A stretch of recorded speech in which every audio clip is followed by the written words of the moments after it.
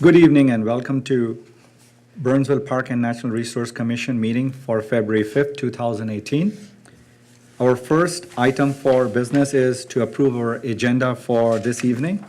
Commissioner, any items to add to the agenda? Seeing none. Staff? Nothing from staff. Would like to move motion to approve the agenda for this evening. Motion approved. Second. All in favor? Aye. Motion moves. Second item is citizens' comments. Seeing none, we'll move to our third item. Approval of minutes for January 3rd, 2018. Commissioners, any revision to the minutes of meeting which you have revised in your packages? Seeing none. Staff, any revision for the minutes? Nothing from staff. Good. Would like to make a motion to approve the minutes for January 7th meeting. Motion approved. Second? Okay. All in favor? Aye. Aye. Motion moves. Thank you. The third item on our agenda for the fourth one is review for archery range design for property located at Lot 4, Block 1, Transportation Park, and presenting would be Garrett Beck, Director of Park and Recreation and Facilities, and Stuart Kahn, Principal Consulting Company. Good evening, Commissioners.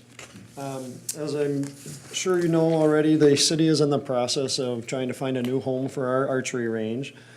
So we're here this evening to kind of give you an update on where we're at with that process and try to collect any feedback from you this evening on the design options that we're looking at, so that we can take that back and continue through this process. This evening I'll provide you and the public a quick history update on how we've gotten to this point. We'll take a look at the new site that has been selected as a new home.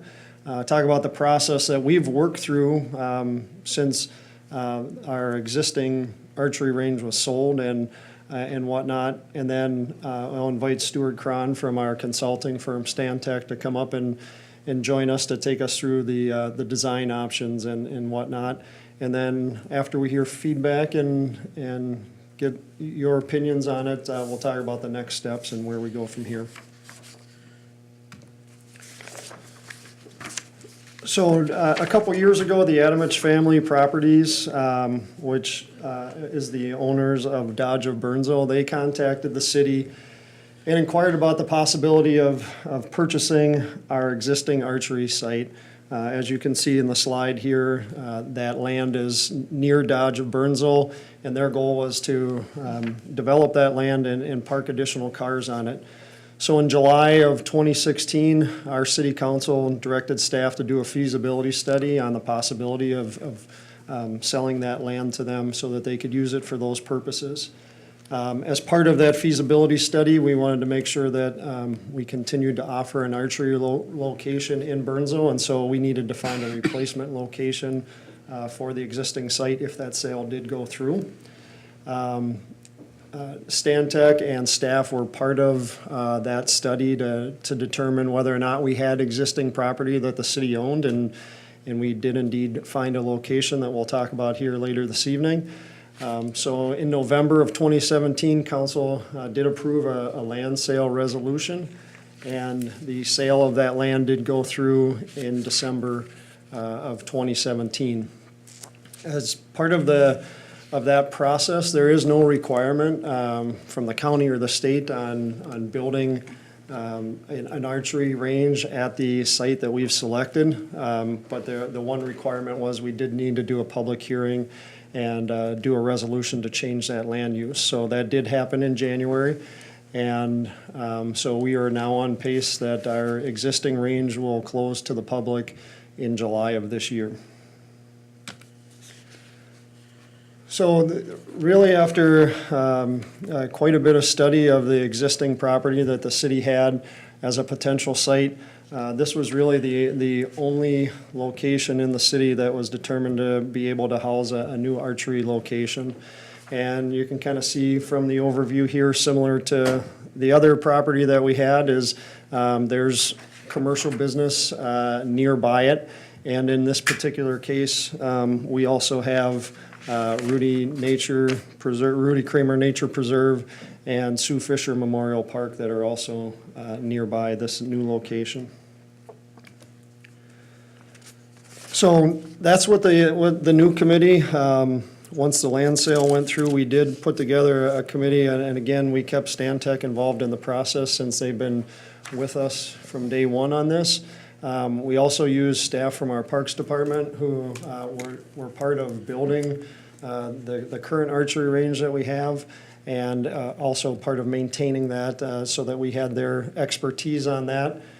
And then we involved a member of our community, John Schaefer. He's the owner of Schaefer Archery here in Burnsville. And so that committee has met a number of different times to take a look at this property and what it would look like to have a new archery range on it. One of the first things we did is establish what our committee goals were, and at the top of everyone's list is safety. We have to have a site that is safe not only for the people using the facility, but safe for anybody using any of the recreational amenities nearby or the commercial businesses and things like that. So that was at the top of the list for sure. As you saw from the previous slide, that property does have a lot of trees on it, and our goal is to maintain the quality trees to the best of our ability with the design, and any of the natural barriers in there that we can leave on site and have us to help us create that safety environment is a goal. We also want to meet the needs of the community. The group identified it being a year-round facility, having 12 targets on it that would range in different numbers from 10 to possibly up to 100 yards, depending on the design. Our current site only goes up to 80, but we did look at the opportunity to maybe expand that to 100. The number of users on there would indicate we want about 10 to 12 off-street parking options for people using the facility. And then we felt it was important to kind of reuse as many of the existing components of our archery range that we could move over to that one so that we don't have to start from scratch on that. And then, of course, doing this all while staying in budget, and the funding that we have for this particular site is 100% based on what the land sale was from the existing archery site is being put back into the development of the new site. So with that said, I'm going to invite Stuart Cron from Stantec up here, and he's going to walk us through some of the different design options that we've come up with up to this point.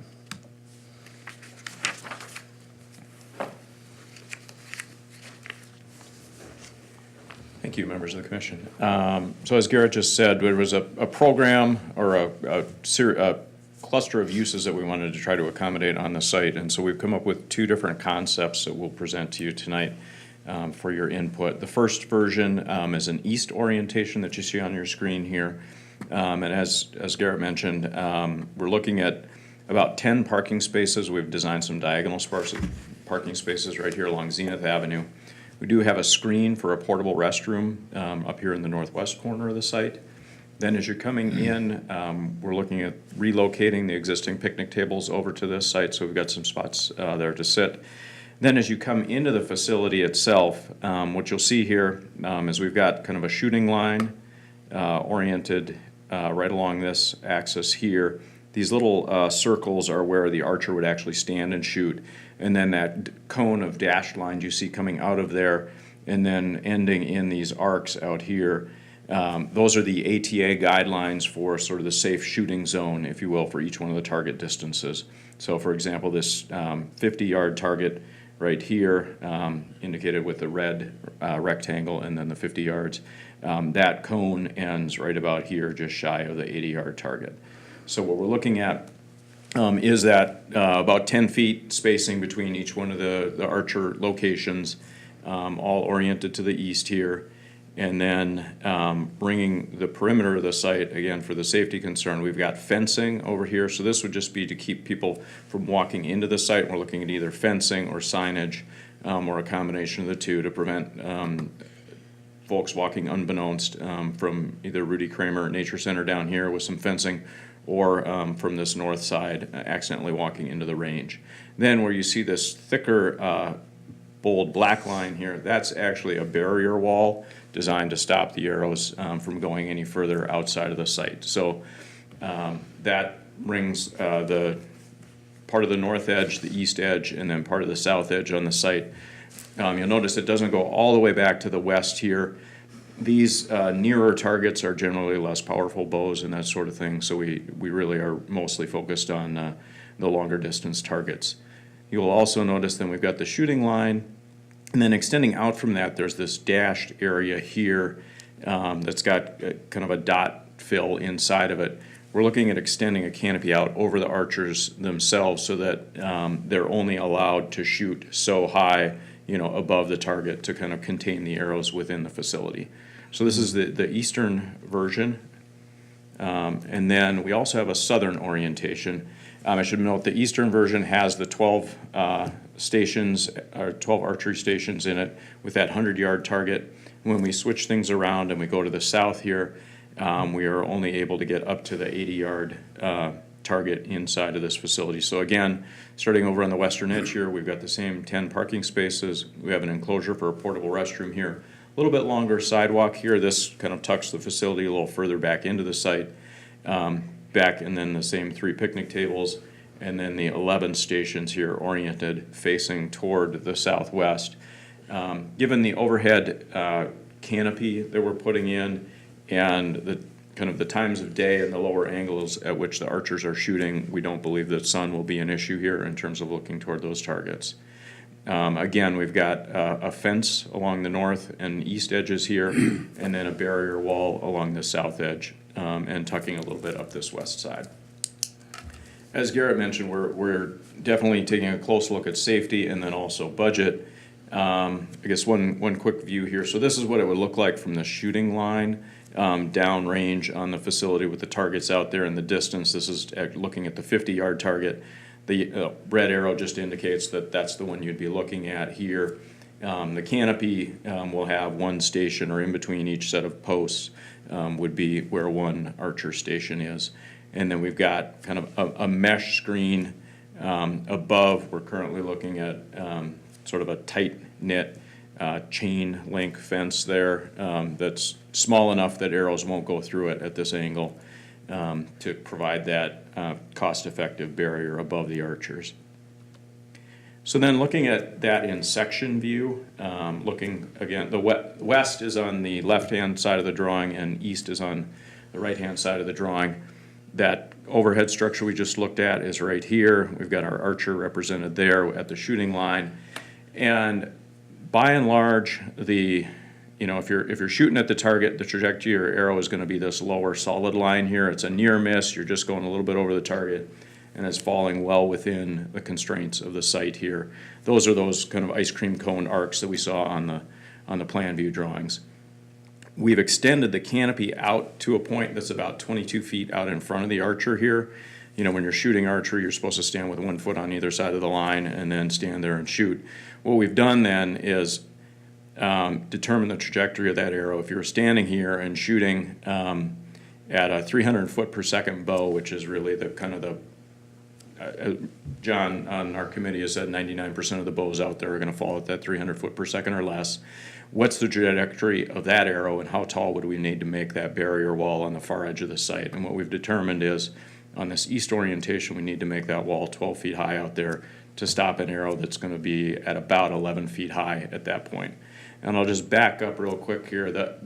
The gap we're talking about is we've extended that edge down out far enough on the shooting canopy, and we've raised that wall up far enough that if you're actually shooting at what looks like a little gap here, there's no way your arrow's going to make it through that gap because of the arc of it. It's going to hit the wall before it makes it over the wall. So this is what it would look like. We did show that trajectory extending beyond the wall, but again, it's going to hit the wall right here and not go onto the adjacent property. So this is that east orientation section. Looking at the south orientation section here, where we're facing toward the Rudy Kramer Nature Center. Again, starting back at the shooting line here, we've got this overhead canopy extending out. Your typical archer who's just making a near miss on the target at less than a 300 foot per second arrow is gonna, just go over the top of the target here, and then their arrow is gonna land inside of the sight, short of our wall. In the event that somebody is essentially aiming for the top of the wall, that arrow, if it has enough velocity to make it over the wall, is gonna continue out beyond the trail here that's south of the site and land out in the wetland somewhere. But again, we're blocking that shot. We're not allowing that shot to go through. We're just showing for illustrative purposes what that proposed trajectory would be to show that we're actually intercepting it with the wall. And that wall in this instance, given that it's a little closer and the arrow hasn't had the opportunity to start dropping again, would be at a 16-foot height. So the wall height does vary between the two options. The other consideration, or some of the other considerations we're looking at, are the existing vegetation on the site. We have gone out and done a tree survey. What you're seeing on the screen here, all the sort of skeleton trees, if you will, the red trees, fell into the poor category. There are 4 species of trees on the site. There's green ash, there's box elder, there are a few elm, and a few cottonwood as well. And so what we've done is we both looked. This doesn't represent the various species. What this does is there's a poor quality, a fair quality, and a good quality. The poor quality trees are represented with the red, and then the fair quality trees are represented with the yellow or slightly orange color here, and then the good quality trees are represented with the green. Those symbols are scaled based on diameter at breast height in terms of the overall size of the trees. So the smaller the symbol, the smaller the tree, the bigger the symbol, the bigger the tree. Again, as we walked the site, did the tree inventory, it's our belief that this was probably open land 40 years ago, that these trees really aren't more than 40 years old. They're early successional. There's a lot of crown dieback. Their stem density is too dense for them to really have thrived at this point, and there's a lot of leaners in there, so there's really more hazard trees than good trees on the site, and we're going to want to make sure that we address that as we move forward. But what we're showing then in kind of this grayish area extending down are the zones in which we believe we would want to clear trees for the safety of the archers within that facility. So this is what it looks like on that east orientation in terms of tree removal. And again, there would be some other tree removal out here, like this fair quality tree here is in the way of the sidewalk, so that one would need to go. We have not quantified this yet. That's some of the exercise that we're going to go through at this point, is really total up the number of trees and the caliper inches of trees that are impacted by both of these layouts. And then looking at that southern orientation, this is the zone that we're looking at in the gray for generalized tree removal. Some of these trees may be able to stay, like this green, better quality tree here. It's tucked behind the shorter distance targets. But again, the majority of the trees in these areas would need to come out as a part of this project. So again, we're continuing to refine that analysis and look at which option is more or less impactful on the quality trees on the site. But again, I think our takeaway overall was that there are more poor quality hazard trees on this site, given kind of its early successional and highly competitive nature of the canopy that moved in there, than there are good quality trees to try to save at this point. So, and again, as you're aware, given the issues with box elder and green ash and that sort of thing, a lot of these trees are, as our ecologist said, sort of, dead men walking at this point, so. With that, put that over here. Commissioners, I think we've shared a lot of information with you thus far, so maybe this would be a good time to pause and collect any questions or feedback or anything you'd like us to consider at this point. Then we can have some dialogue about that and then talk about what next steps might look like. Sure. Commissioners, please. Quick question. Can you clarify for me on the south-facing one, if a arrow would go over the barrier wall, what is over there? There's a hiking path, did you say, or a biking path? Yes. Yeah, let's go Commissioner. back. Yeah, the aerial photo would show that. There is the walking path out here. That's a walking path. Yep, Okay, thank in you. Rudy Kramer. And is there an issue, I noticed with the trees there, if the arrow hits a tree, that it could project above the barrier and go outside of the direction? Is that an issue or not? We don't believe that deflection would be a problem, and at that point, I think that, I mean, the velocity loss would be such that it would not present a hazard at Okay. that point. And then what if inexperienced bow people come and they decide to go to the 30 mark and shoot an arrow from there? Is that an issue of it going over the barrier at all? If somebody were to step outside of the area that they're supposed to be shooting, then yes, they could. I mean, if somebody got out of their car and grabbed their bow and took a shot, then yes, we're not containing that shot. Or if somebody's kind of misusing the facility, we're not able to control for that. But if what we've designed for is sort of the rule-following, honest user within this facility to contain their archery activities. Yeah, that's definitely been discussion for the committee. You know, even our existing site had a Walmart nearby, it had Dodge of Burnsville there.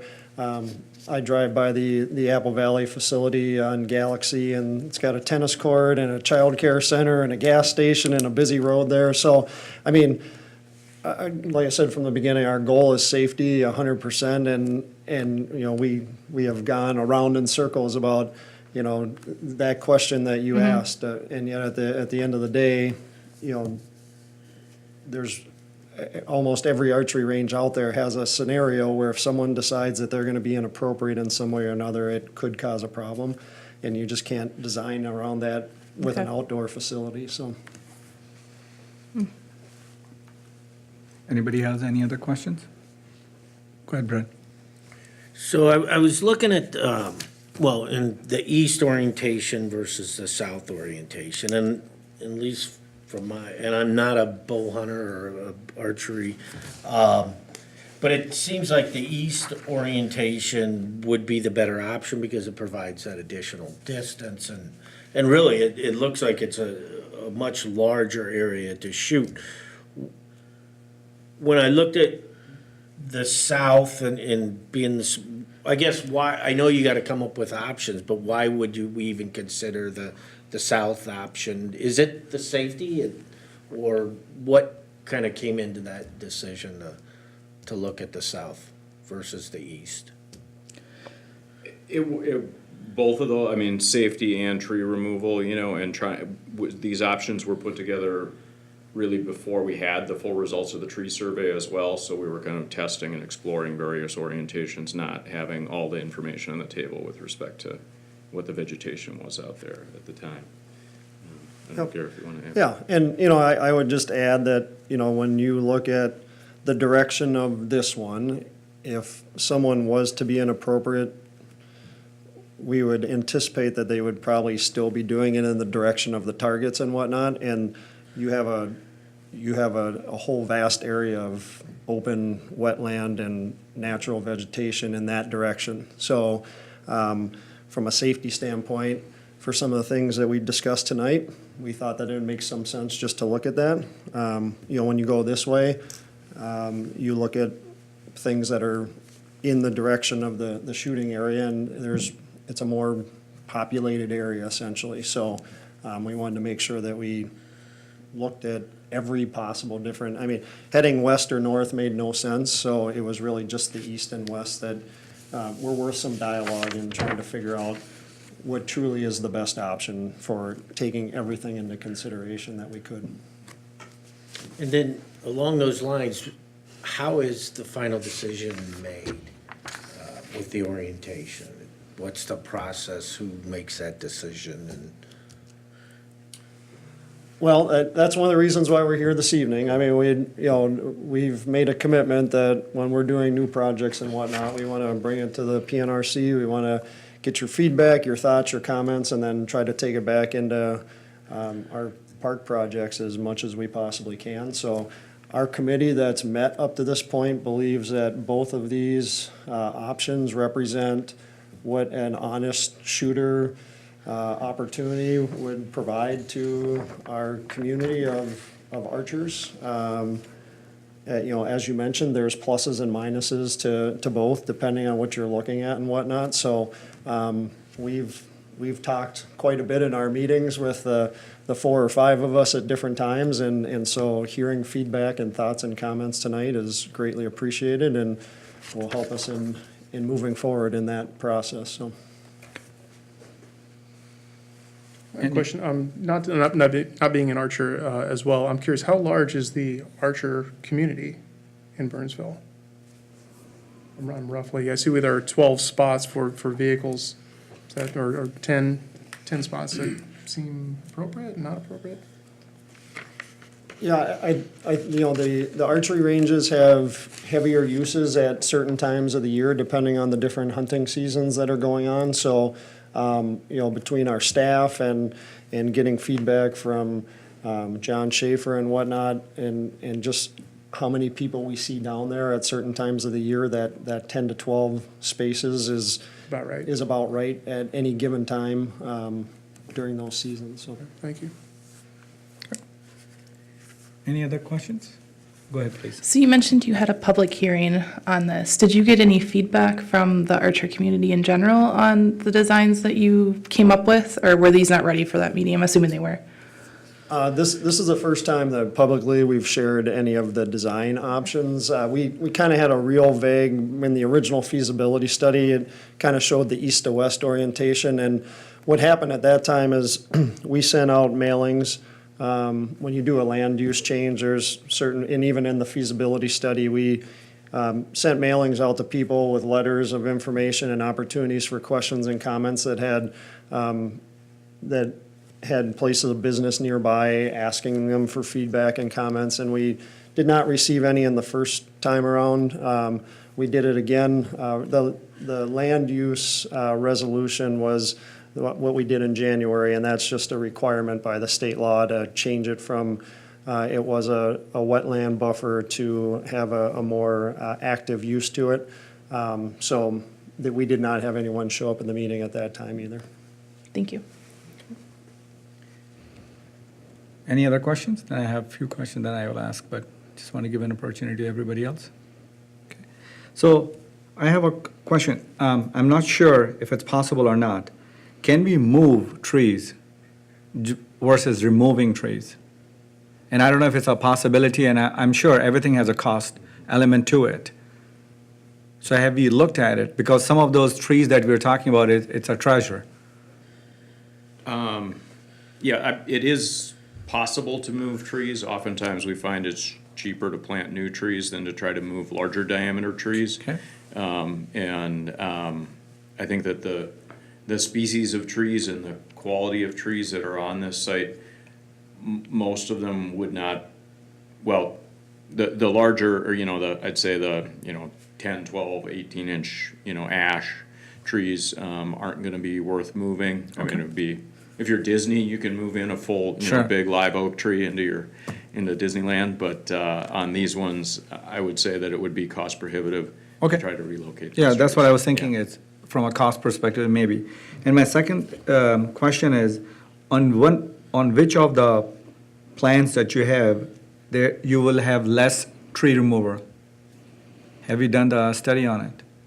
We have not finished calculating that, and really, I think it's, that's one of our next steps, is to go back and do that calculation, both in terms of total caliper inches and then in the quality of trees. Right. So we're looking at following the city's tree sort of evaluation matrix and looking at which one, based on, the type of tree it is, and then the quality of tree, what that sort of total weighted number would be, if Sure. you will. Okay. I mean, my gut sense is that it's not significantly different between the two options Sure. at this point.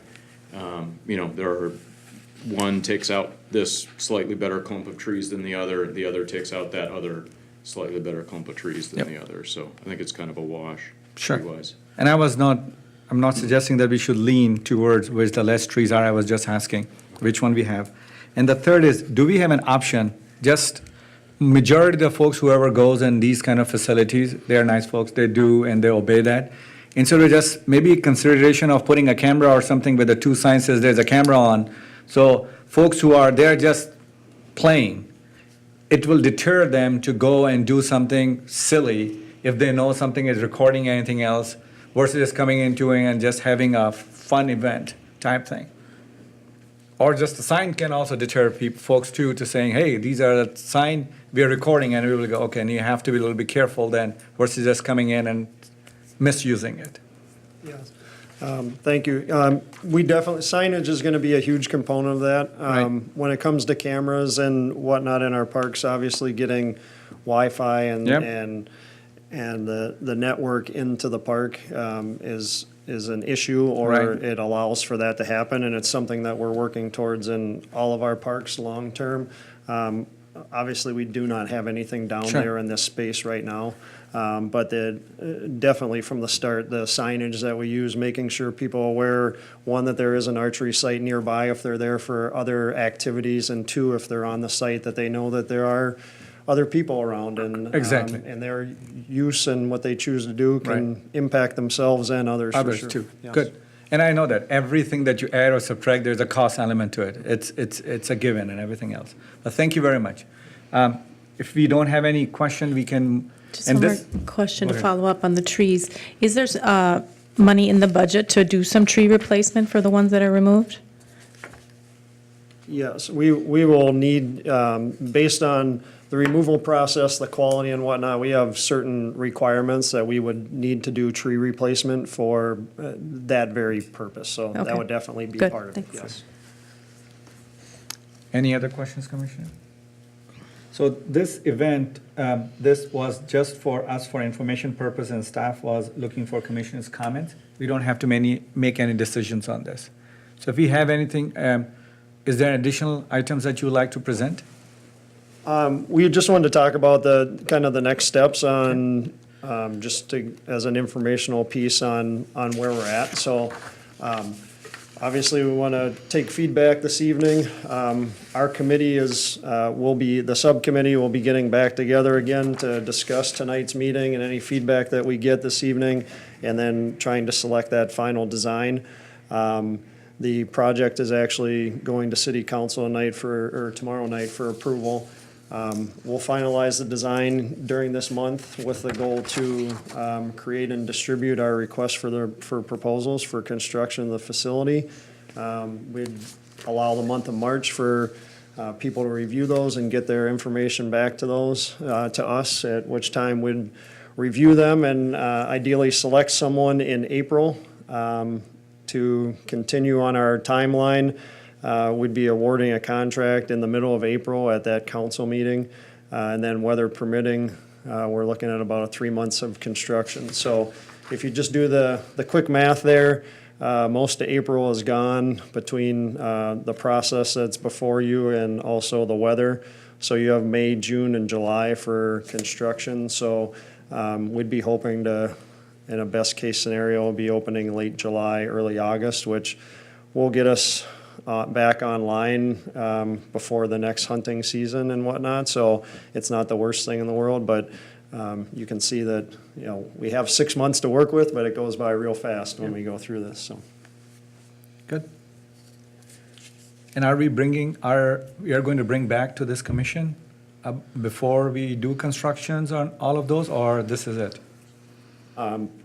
Ideally, tonight, we would kind of have the feedback that you wanted to share for us, so that, again, if you look at our timeline, I believe the next PNRC meeting is in March. Right. And there's some discussion about that, on whether or not that's going to be the beginning of March or the middle of March, just because of, and whatnot. So if you felt the need for us to bring back the east or south design to you, it would push us into, we wouldn't be opening until the end of August, early September at that point. I was so, yeah. I was trying to figure out if your plan is to bring it or not. Yeah. Right now, with this timeline, We don't. and Okay. if you do not prefer or have a need for that we would just progress at this point with the best option. Okay. Well, With that, Commissioners, is there any other feedback on the preference on which direction? I think just a little bit from Chair Rove, on which his preference would be. Is there any other comments or thoughts anybody would like to share with that? Or if not a specific one, just different things that we should keep in mind as Right. we're working through tree inventories and, Right. and that final decision piece that we could have as a guiding principle kind of thing. Yeah, I mean, I think the east orientation seems logistically more Right. suitable, right? So you don't have to walk a long distance. It becomes really easy for somebody to just get out of their car, go shoot a couple arrows, get back in their car. So it makes it really accessible. So not only from the fact that you kind of expand what we have to offer in terms of that 100-yard range, but also just ease of use, which is something that we hear, I think, through a lot of our surveys, is making these parks easy to use. I think the east orientation actually looks a lot better, even though it is potentially looking into a business, but it sounds like they would have to be really screwing around for it to potentially go into that parking lot. So I guess east orientation is definitely my preference, and I think I agree with Brad. You know, I don't know what the benefit for the south orientation would really be. Just looking at it, it looks like just a second option just to have one, whereas the east orientation seems much superior to that. I agree. Seems like the east orientation just makes sense. The Right. south orientation it almost seems like it's just kind of pushed into this design again, just to provide an alternate option. And you got to really want to go to this thing to walk that long distance to get into the range and everything. So yeah, I agree. I think the east option makes far more sense. Same here. I also agree with the east. I think that it's safer and it is definitely more accessible for everyone. Thank you. I'm Yeah. sorry, I just wanted to go add more of a question, I guess. You know, and I don't know if the other commissioners, I didn't even know we had a shooting range, an archery range. And I look at this and I'm just like, this is cool. It makes me want to start and go out and take up archery. So I guess my question is, and from a publicity or how do we get it out to the Burnsville city residents that we actually have this, you know, it's gonna be brand new and I don't know if state of the art's the right word, but it looks that way to me. And how do we publicize this and let Or market it. people know that it's there for their use? Mr. Ryan, you're our marketing expert. Commissioners, much like with the trail that we opened last June, I'm sure we will have some type of opening or ribbon cutting or some type of event to kind of kick off this new park, as well as through the Parks Master Plan. Communication has been one of the items in there that was identified on something that we can improve upon. So this is going to be a real easy target for us to kind of highlight this as another, asset in our community or asset in our park system. So we'll be doing our best, working with our communications department to promote this park or to promote the use of this park. The current location, and backing up, I believe somebody asked the question on the amount of use that we had down there. And it really was a kind of a hidden gem down there behind the Dodge of Burnsville, but those that are archers and those that use the site used it quite often. And again, we don't have cameras down there, we don't have an attendant down there or a gate tracking those numbers, but just the anecdotal information that we have is that it was used quite a bit. And I would imagine that this site will be used quite a bit as well, so. And I do know when my son was getting into it, where they buy the archery equipment, they'll often refer him to different community parks, yeah, where you can do that archery. And Garrett mentioned Mr. John Schaefer Archery here in Burnsville. I know that he promotes our park system, and he would direct folks down there quite often as well to try out their equipment and try out their new arrows and bows and whatnot, so. Thank you. Thank you. Any other questions? Comments? Okay, well, thank you very much. We'll move to our item number 5. It's Introduction to Nature Play in Parks, and presenting with Garrett Beck.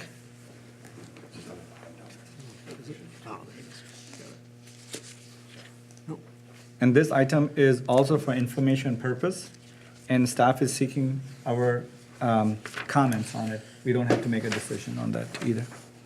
Thank you, Gary. Yes, good evening again. So tonight, as mentioned, I'm looking for some, to share from an informational standpoint, but also to possibly collect some feedback on what we think is kind of really a trend that is growing across the country, and not just a recreation trend, but an opportunity to bring our children and our families back to nature. It's something that I've been looking at closely the last couple years, and I'll kind of talk about some of the different things that have been out there and whatnot around nature play and creating those park opportunities. But so yeah, I this is really just for the public and for the commissioners to hear more about nature play in parks if you're not familiar with it, and then to talk about the opportunity to create a pilot project here in Burnsville. What I'd like to share with you this evening is kind of just that overview of the importance of children playing in nature, and how the studies show that they're healthier and better off when they're doing that. Anytime you have kind of a new concept and whatnot, you can't just go out and do it. You got to look into all the different tools and resources and research it and whatnot. So just kind of talking about what all the different things are out there and what we've been looking at for almost 2 years now. In this day and age, everything's about best practices, and there are between the resources and the research, and then actually all the different communities already in Minnesota that have incorporated nature play into their park systems. Just kind of talking about what those best practices look like. Anytime you have a play structure or anything related to parks and recreation, people want to know about liability and all that, so I'll cover that briefly, and then kind of close with a potential pilot project that staff have talked about to get ready for this presentation this evening. So, the importance of children playing in nature, if you look at research right now, they're not just talking about the fact that it's important, they're talking about it's a necessity. Unfortunately, our kids in this day and age, we've just seen a decline in their health and in their connection to a lot of different things, be it in the schools or at home, on their ability to focus and be healthy and happy and whatnot. And so the research from a health benefit, just the studies show that kids are smarter, they're happier, they're more attentive in the classrooms, they're less anxious, they're more creative, they're more confident, less stressed, and that's just a few of the different health benefits out there. Despite these health benefits, just the way our society has gone over the years, they've identified, or they've coined the phrase nature deficit disorder. There was a study out there that kind of talked about a large number of kids are spending less than 30 minutes per week out in nature, and that's a trend that continues to get worse and worse throughout our country. There's a popular book out there called The Last Child in the Woods, and that author speaks about not only all the other health benefits that you find in the other research and the studies and whatnot, but he goes one step further and points out that as we're having fewer and fewer kids out in nature, the net result of that is we have fewer and fewer stewards of our natural resources, because they're not out. That's not what they're into, and that's not what they're doing. So it's hard for them to be a champion of it later in life. Just some of the tools and resources that myself and other staff who have been interested in this have been working with.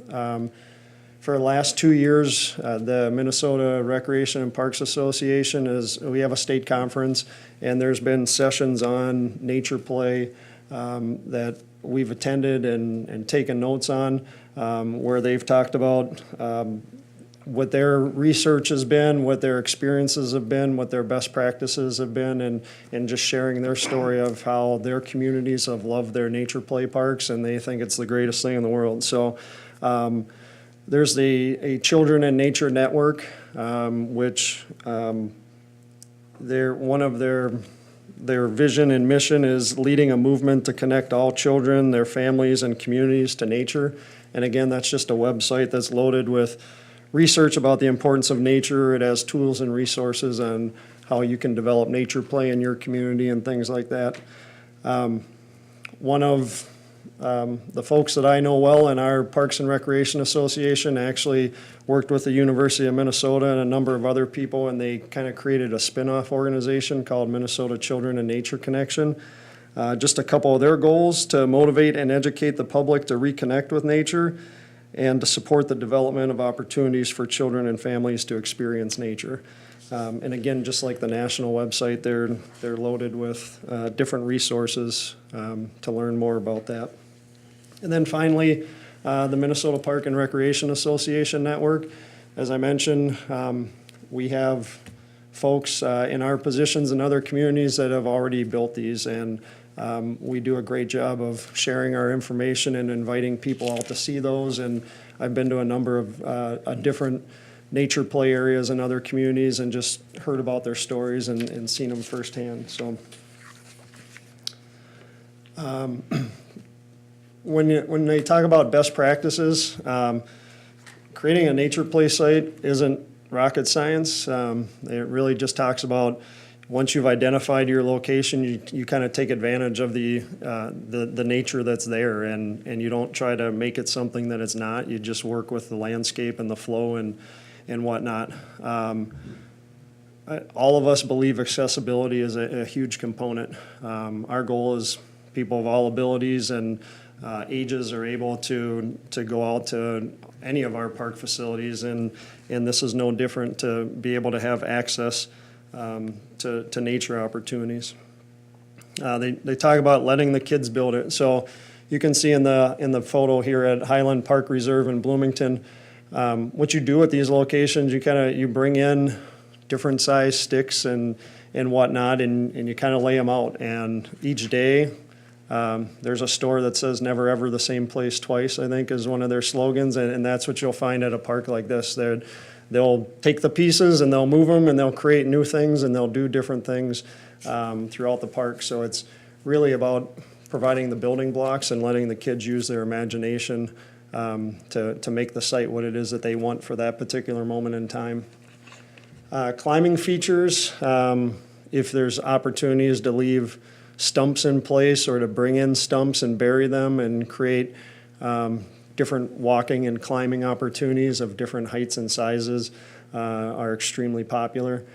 You can see in this location, you can imagine if it's a decent rain that water is going to run down the hill and end up in the little ditch there, and it's going to create mud, and that's a great thing. I mean, we used to think that mud was bad, or it seems like that's what we talk about, but the reality is kids love mud, and as long as the parents know that it's a possibility, it just creates another play experience and opportunity.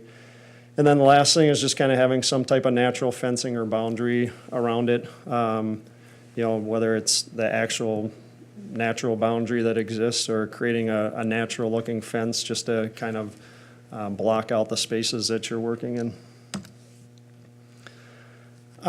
Risk and reward, again, there's no one in this room or a parent or whatever that doesn't want to have a safe environment. So that's always a goal. And at the same time, play and life in general can be dangerous.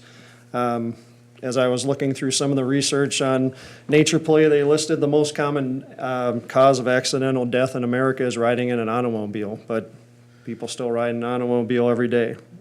More teens visit the hospital each year because of organized sports.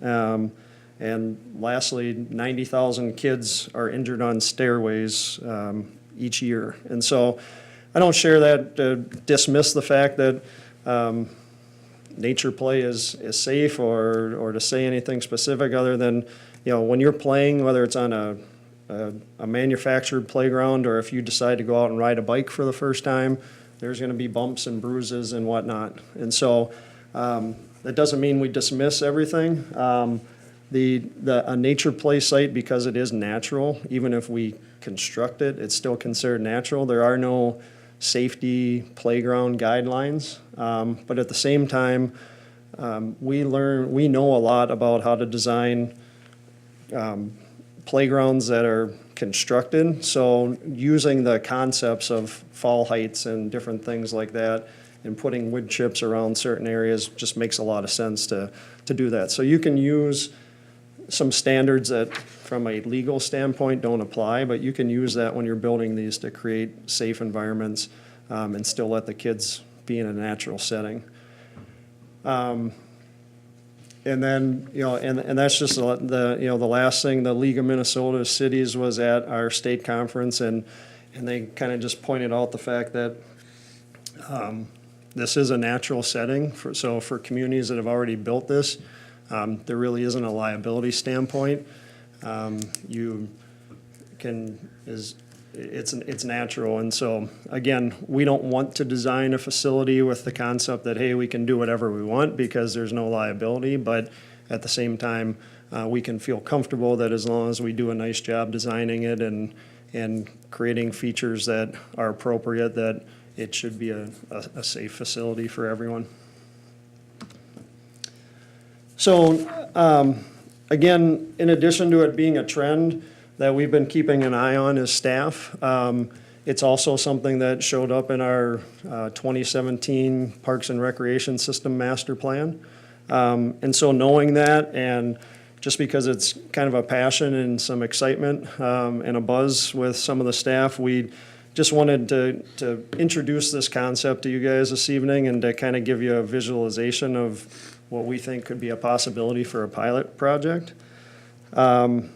We did include a member from our community that in part of this process to get ready for tonight that has been involved with Three Rivers Park District and their nature play. So much like including John in our archery, we want to make sure that we include people from the public in this process, and that was done just for this piece too. So just quickly looking at this site, so this is Terrace Oaks East Park. If you're familiar with it, from the north, you come into the park.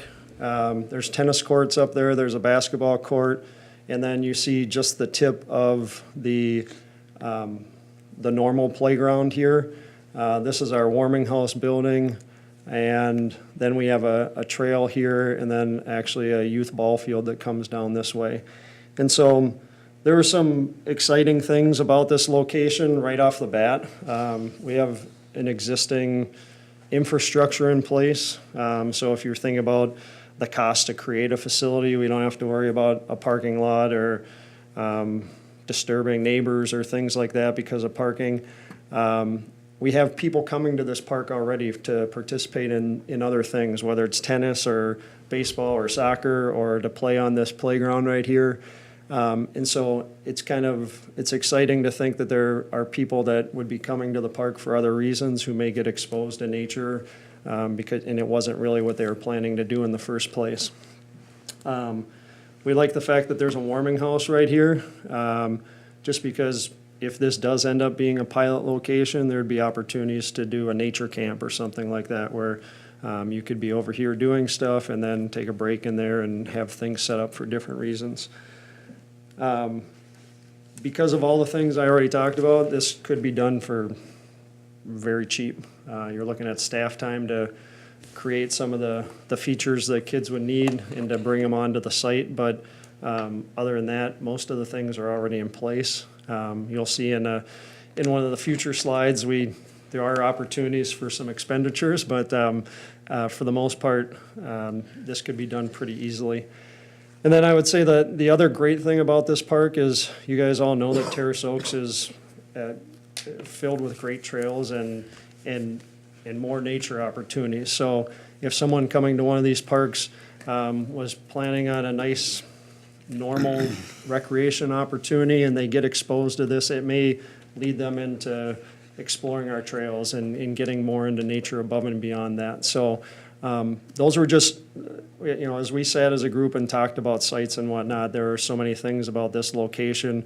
Again, with this trail right here that goes from the parking lot almost right up to the spot where you could put in a nature play site is just exciting because, again, accessibility-wise, it'd be very easy for people of all different ages and abilities to get into that experience. So, this was the exciting design part that we had a little bit of fun with. So, just different things that could be done at a location like this. You have people coming to this playground, and you put little nature footprints and whatnot to kind of draw their attention over here to what nature is and things like that.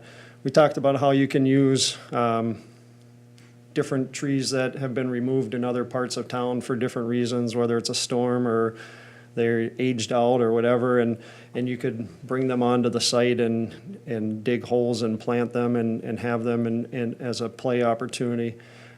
We actually have some of these limestone type boulders. I think you all had an opportunity to see Cliff End Park and the splash pad, and when we put those limestone boulders in there, the kids love playing on them, the parents love sitting on them. They provide a great look to the park, and we already have some of these in our possession, where we think they'd create a nice seating area in the shade over here for parents and whatnot, who are there with their children if they're not in the park playing with them.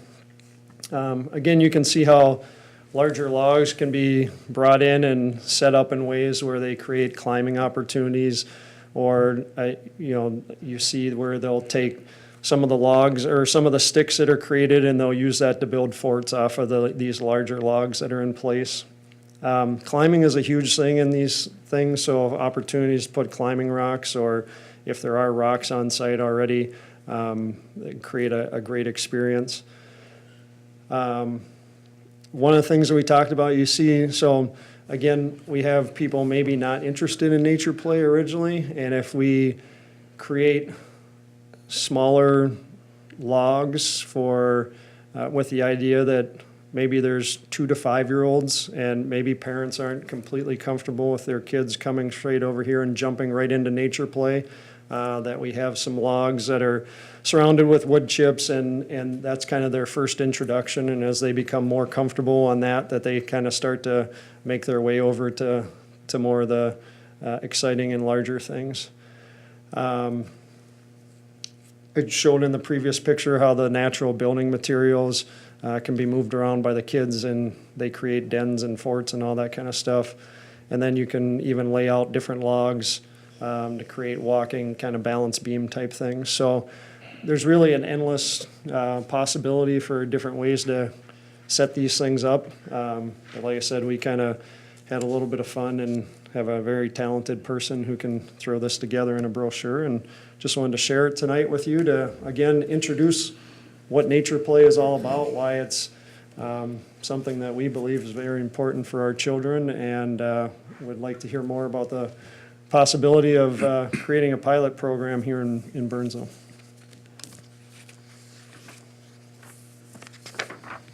Questions? Comments? Go ahead, Brett. First off, absolutely love the idea.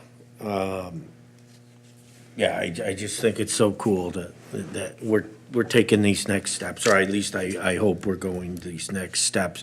One of the things I'd be interested in, and I don't know how you go about it, but if there's a way to include some volunteers, whether it's the Girl Scouts, the Boy Scouts, the School of Environmental Science, I think one of those organizations could do a lot of this work for you. Be or even an Eagle Scout, and that would be his kind of project. I think there's that kind of opportunity to partner with the community and volunteers for this. Go ahead, please. So I have a couple small children, so I'm very excited about this premise. I guess I have a couple questions because of that. So first of all, thank you for the seating, because as much as I want to play with them, I also want to sit on the corner and read a book or something. So as much seating as you can get over in the shade would be great. My only experience with this is in more private structures. So the Minnesota Zoo just put in a structure very similar to this a couple years ago with their new expansion on that playground. But of course, those kind of places don't have things like pets. So when I see kind of these kind of areas, I always wonder, how do you keep pets from leaving refuse in areas like this that potentially would also be played with children? Is there any type of idea from some of the other communities that have, you know, something similar where it's like a public location, right? So Terrace Oaks East, there's always dogs all around. People really like to use that because of the great walking trails for their pets. Is there any recommendations for some of these other communities on how to corral that, or is it just something that you just kind of have to deal with an area like this? You know, that's the first time I've heard that brought up as a question. I forget, so you talked about the Minnesota Zoo and whatnot. I looked quickly in of the places that I'm aware of. So White Bear Lake, Lino Lakes, Minneapolis, Egan, Fridley, Maplewood, Chanhassen, Bloomington, Farmington, and there's others out there. So there's lots of community-based parks like this that exist. I haven't heard in our discussions that people having their dogs go in there or other animals and causing a mess has been an issue. So I don't really have a good response to that, I guess, right now, other than I would hope that that's probably not an area that someone would, I know what you're saying about Terrace Oaks and Alamagnet and whatnot, that people tend to go into those and use the trails and whatnot, and picking up after your dogs is a problem. I'm hoping that this would be a busy enough site that we wouldn't see that very Sure. often in that location, but I mean, we'd have to deal with it if it did come up, so. Okay, just a general question as yeah. I'm thinking about usage. So the other question I guess I have is, you talk about this being a pilot. So what would you consider this to be successful? And then if it was successful, is the ultimate plan to expand this to other areas around Burnsville if it does become successful? It sounds like it's relatively low cost, so it doesn't seem really cost prohibitive. Kind of throw a couple sticks in the woods and say, put a sign and say, go play. But I mean, is the thought that if there is a lot of usage and people enjoy it, that this would expand to other areas around Burnsville as well? Exactly. That was our committee's discussions was, we think if a park like this went in, it would be successful, based on what we're seeing in other communities and around the country. And so if that did happen and it was successful, we'd probably want to look at 4 quadrants of the city at that point, and, something in the southwest and something in the southeast, and then you'd have this location, and then maybe something in the northwest area, and try to kind of pocket that out so that people didn't have to travel all the way across the community to have an experience like this. And again, we haven't gone that far at that point, but, if you think about the different parks that we have that have a little more nature to them, there's probably some opportunities, whether it's in those different quadrants, to find something like this. Great. Yeah. I guess my only other question, it sounds like you maybe already have covered, but it looks like there'd be plans for some wood chips to keep the weeds down. I mean, Terrace Oaks, when you think about it, there usually is kind of weed coverage all around just because of the nature of the landscape. So it sounds like the wood chips kind of help prevent some of that, and really it's being strategic about where you leave mud and where you leave the wood chips. Is that correct? Exactly. Okay. Yeah, I think we definitely want, I don't know how long, I didn't do the research on how long Highland Lake Park Reserve was in place. From the picture here, it looks like they have wood chips in certain areas and things like that. Weeds don't really seem to be an issue in this area. Right. But I think for, as we talked about in this photo here, if we did put in a larger log that was maybe a foot off the ground that was laid out, we'd want to have wood chips underneath that to kind of create that safe fall hazard that a parent would expect to see on a regular playground that they went to. So it would provide that weed opportunity, would help with our maintenance so that they could just mow around the outside of it and not have to go under it and things like that. So, we would be very strategic about fall heights and the need for wood chips in certain areas, or from a maintenance standpoint as well, so.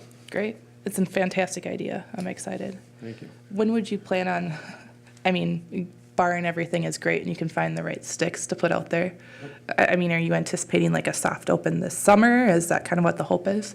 Yeah, if this meeting goes well, we'd start to go to work on something like this as soon as possible, between things that could even be done possibly to get ready in the wintertime for it, and then as soon as spring came along where we could get things into place and move things around, just based on what the ground conditions were like, that I'd say by June 1st, it'd be great to have something like this open, so. Awesome. Any other questions? I just have a comment. It's kind of taking a step back, I look at this and think it's very telling that we have to manufacture a setting like this in order to get kids outside, when most of us probably just grew up doing this. We just played like this. That's just the way it was. But I mean, I agree. I love the idea. Anything that gets kids outside. I see the picture that was in here of the two little babies on their iPhones, and I think that was my kids, and that's just the way it is. So yeah, I'm all for this. As far as you can go with it, the better. I think it's terrific. Thank you. See, my comment too is, first of all, who is coming up with it, it's a great idea. And go with agility. Start with something else, and as long as there's no liability, do something, and then we can improve, as we all are talking about it here. Start with small things and see how it will come up, and then we can add things. It's all experiments. Life is all about this, and then bringing kids outside just to play, as all we are talking about it. We grew up in this. And it's necessary and needed at this time of the era for us. So thank you again. That said, if we don't have any questions or comments, want to thank Garrett for bringing it up and presenting to us. Thank you. Thank you, Commissioners. Okay. That brings us to our fifth item, miscellaneous items. Commissioners, any miscellaneous item to report or add? Hearing none. Staff? Commissioners, in your packet, I've noted that the next meeting is scheduled for March 5th. We'll be here in the council chambers, and as Garrett mentioned earlier, we're working on those plans for March 5th right now, and hopefully things will stay on track. If not, we may have to push that back later in the month. And then the second piece is you've asked for the tentative meeting schedule, and I've attached that as well as part of your packet here. You might want to look forward or look ahead to August 20th, which is our annual parks tour. And you'll see there we've got these two very exciting items that we just were presented to us tonight. We've got those on the list as stops on our tour. So Mr. Beck and remainder of the park staff have their timelines cut out for us, because we're going to be coming on August 20th to take a look at them. So that's all I have. That's it. Thank you.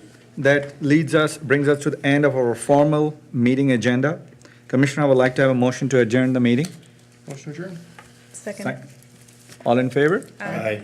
And motion carries. Good evening, and thank you for watching Burnsville Park and Natural Resource Commission meeting.